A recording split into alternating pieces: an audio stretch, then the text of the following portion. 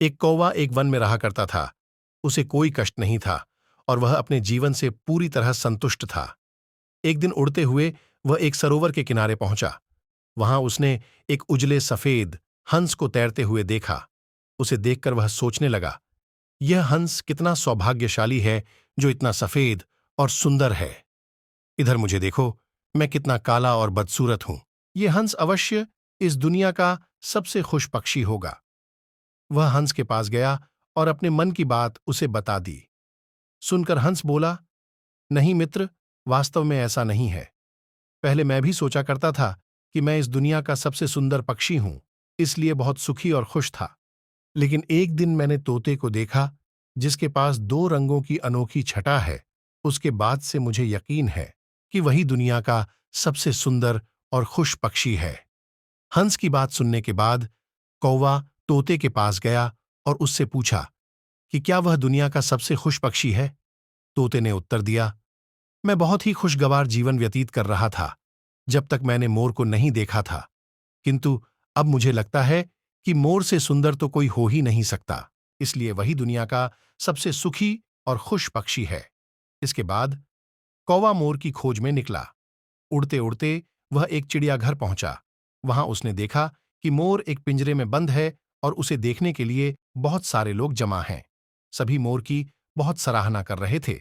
सबके जाने के बाद कौवा मोर के पास गया और उससे बोला, तुम कितने सौभाग्यशाली हो जो तुम्हारी सुंदरता के कारण हर रोज हजारों लोग तुम्हें देखने आते हैं।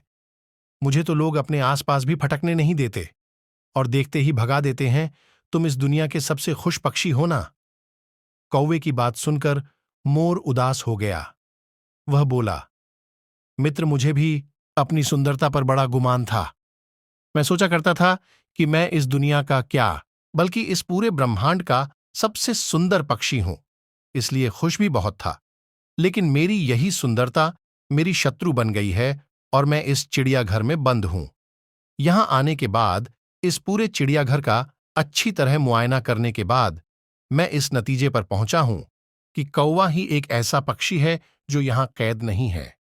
इसलिए पिछले कुछ दिनों से मैं सोचने लगा हूं कि काश मैं कौवा होता तो कम से कम आजादी से बाहर घूम सकता और तब मैं इस दुनिया का सबसे सुखी और खुश पक्षी होता।